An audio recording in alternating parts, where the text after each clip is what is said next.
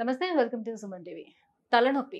తలనొప్పి అనేది చాలా రకాలుగా ఉంటుంది. అట్ ద సేమ్ టైమ్ చాలా కారణాలతో మనకి తలనొప్పి అనేది వస్తూ ఉంటుంది. ఇందులో మైగ్రేన్ హెడేక్ అనేది చాలా తీవ్రమైనటువంటి తలనొప్పి.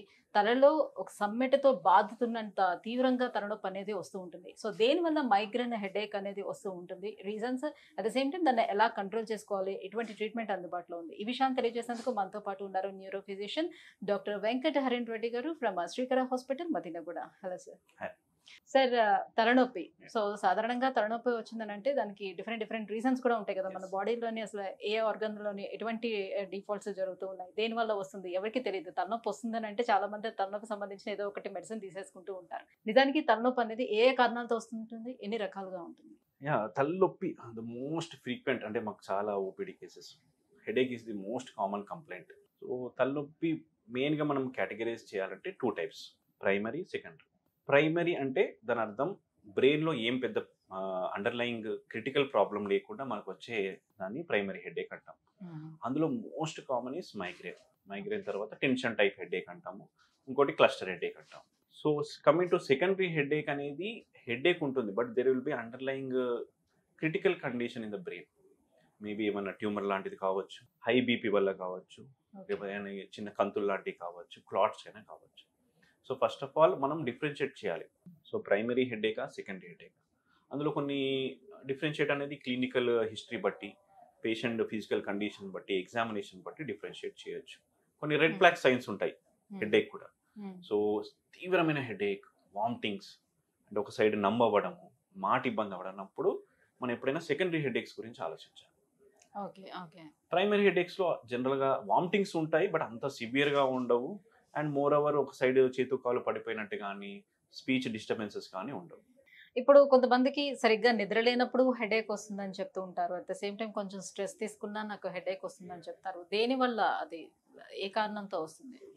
ఏ హెడేక్ అయినా ట్రిగర్ ఫ్యాక్టర్స్ ఉంటాయి. ఇప్పుడు మనం మోస్ట్ కామన్ మైగ్రేన్ హెడేక్ అంటున్నాం. సో మైగ్రేన్ హెడేక్స్కి ట్రిగర్ ఫ్యాక్టర్స్ అనేది చాలా కామన్. లైక్ మీరు అన్నట్టు ల్యాక్ ఆఫ్ స్లీప్ ఒకటి, కొందరికి డిహైడ్రేషన్ అయితే వస్తుంది, ప్రయాణాల వల్ల వస్తుంది, ఈవెన్ స్ట్రాంగ్ స్మెల్స్ కొందరు పడవు, ఈవెన్ పర్ఫ్యూమ్స్ లాంటివి పడవు, అప్పుడు వస్తుంది. So every individual is different. అంటే మీకు కొన్ని ట్రిగర్ ఫ్యాక్టర్స్ ఉంటాయి, నాకు కొన్ని, depends on the individual. So అలాంటి ట్రిగర్ ఫ్యాక్టర్స్కి ఎక్స్పోజ్ అయినప్పుడు, సో ఇప్పుడు హెడ్ షవర్ మైగ్రేన్ లోనే ట్రిగర్ ఫ్యాక్టర్స్ అనేది ఒక్కొక్కరికి ఒక్కొక్క రకంగా ఉంటుంది. ఓకే, అందరికీ ఒకటే లక్షణాలు కనిపించవు. కొందరికి ఈవెన్ తలస్నానం చేస్తే వస్తుంది, కొందరికి టైం తినపోతే వస్తుంది, ఫాస్టింగ్ ఉంటే కొందరికి ఏం కాదు, కొందరికి వచ్చేస్తుంది, ఎండకెళ్తే వస్తుంది. సో అలాంటి ట్రిగర్ ఫ్యాక్టర్స్కి ఎక్స్పోజ్ అయినప్పుడు సడన్ హార్మోన్స్, కెమికల్స్ రిలీజ్ అవుతూ ఉంటాయి బ్రెయిన్లో. అండ్ అవి మన ఒక్క బ్లడ్ వెజల్స్ మీద యాక్ట్ అయ్యి వాటిని డైలేట్ చేస్తాయి. సో అందుకే ఇక్కడ వాపు వస్తున్నట్టు అనిపిస్తుంది. So this is the reason. So trigger ఫ్యాక్టర్స్కి ఎక్స్పోజ్ అవుతున్నప్పుడు మనకు హెడేక్స్ వస్తూ ఉంటాయి. సో మన ట్రిగర్ ఫ్యాక్టర్స్ మనం ఐడెంటిఫై చేసుకొని వాటిని వీలైనంత వరకు అవాయిడ్ చేయగలిగితే that is the best treatment for migraine. Migraine headache అనేది నిజంగా అంత తీవ్రంగా ఉంటుందా? కొంతమంది చేసే కంప్లైంట్స్ ఏంటంటే అసలు ఆ టైంలో మాకు సూసైడ్ చేసుకోవాలన్న ఆలోచనలు కూడా వస్తూ ఉంటాయి, ఈ హెడేక్ని భరించుకోలేక అని చెప్తూ ఉంటారు.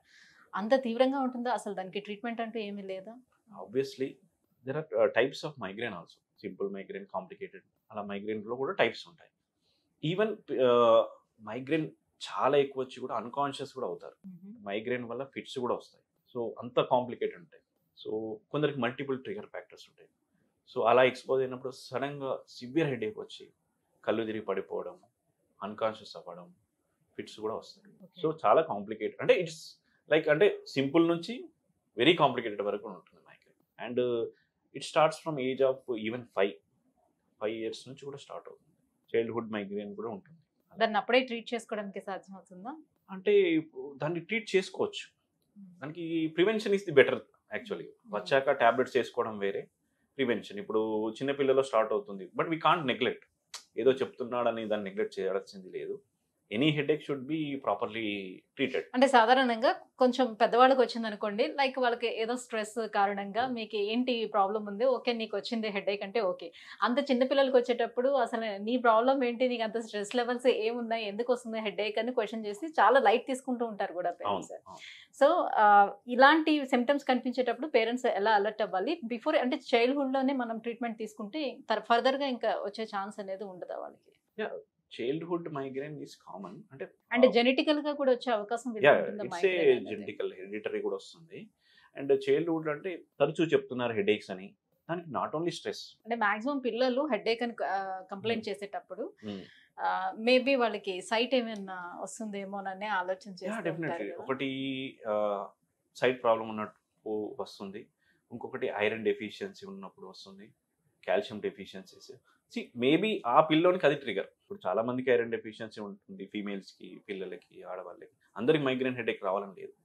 That depends on your body. That depends on your jeans. And already family history ఉంటే కూడా తొందరగా వస్తుంది. ఇదే పర్టిక్యులర్ రీజను ఇది ఉంటేనే వస్తది అని మనం చెప్పడానికి లేదు. బట్ ఇన్ జనరల్‌గా ట్రిగర్ ఫ్యాక్టర్స్ అంటే మనకు stress, lack of sleep, physical activity తక్కువడము, ఎండకెళ్ళడము, టైంకి తినకపోవడము, డీహైడ్రేషన్ ఇవన్నీ మోస్ట్ కామన్ ట్రిగర్ ఫ్యాక్టర్స్. అంటే ఇన్ జనరల్ పాపులేషన్ కూడా ఇవి మనం చూస్తాం అట్లా. సో మరి దీన్ని ఎలా ట్రీట్ చేస్తారు? ఎలాంటి మెడిసిన్స్ ఏమైనా ఉందా? లేకపోతే లైఫ్ స్టైల్‌లో చేంజెస్ మాత్రమే చేసుకోవాల్సిన అవసరం ఉంటుందా? ఎలా ట్రీట్ చేస్తారు? ఇప్పుడు suppose example I will tell you one thing. ఇప్పుడు హెడ్ బాత్ చేస్తే వస్తుంది. దానికి అదొక ట్రిగర్ ఫ్యాక్టర్. అది ఓన్లీ అది చేస్తేనే వస్తది. సో మేమేం చెప్తాము, వీలైనంత వరకు వీక్లీ వన్స్ చేయడము, 10 డేస్‌కి ఒకసారి చేయడము చెప్తాము. కొందరికి డైలీ వస్తుంది. ఇప్పుడు స్క్రీన్ చూస్తే హెడేక్ వస్తుంది. అలా అని IT employees we can't say అది అవాయిడ్ చేయండి అని. They have to do. So వాళ్ళకి ప్రొఫిలాక్టిక్ ట్రీట్మెంట్ అంటే రోజు ఒక టాబ్లెట్ ఉంటుంది to avoid the frequency of headaches. So అది వాడతాము. And depends on the individual. ఒక్కొక్కరికి ఒక్కొక్క ట్రీట్మెంట్ ప్రోటోకాల్ ఉంటుంది. దాన్ని మనము స్పెసిఫిక్గా చెప్పలేము. But it can be properly cured and managed.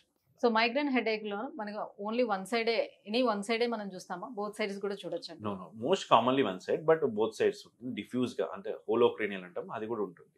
అంటే ప్లేస్మెంట్ అనేది ఆ పెయిన్ చేంజ్ అవుతూ వస్తూ ఉంటుంది. It's shifting type headache.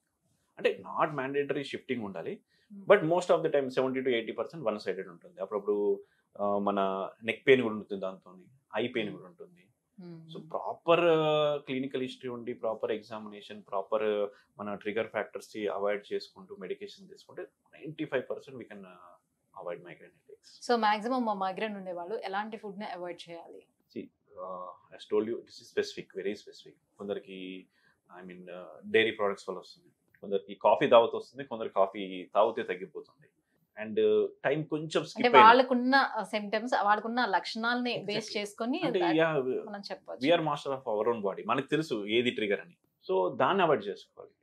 అంటే ఇండివిజువలైజ్డ్. అందరికి ఒకటే అయితే ఉండదు. No most of that. ఇప్పుడు అందరికి అంటే సాధారణంగా చెప్తూ ఉంటారు కదా, మసాలా ఫుడ్స్ అన్ని కూడా అవాయిడ్ చేయాలి అని చెప్తూ ఉంటారు. ఎక్కువ ఎండకి తిరగదు. That is the common symptoms ఉంటుంది. ఎక్కువ ఎండకి వెళ్ళిన హీట్ స్ట్రోక్ లాంటిలా, డిహైడ్రేషన్ రావడము, నిద్రలో ఇవి common symptoms. Coming to food, spicy foods తింటే ఉంది, ఈవెన్ సాల్టీ ఫుడ్స్ తింటే, స్టోర్డ్ ఫుడ్స్ తింటే వస్తుంది, చీజ్ తింటే వస్తుంది. So depends. కొందరు దే లైక్ చీజ్, వాళ్ళకి ఏం కాదు. So depends. Okay right. So thank you so much doctor. So migraine headache రావడానికి రీజన్స్, ఎలాంటి ప్రికాషన్స్ తీసుకోవాలి, ఈ విషయాలను తెలియజేసినందుకు థ్యాంక్ యూ సో మచ్.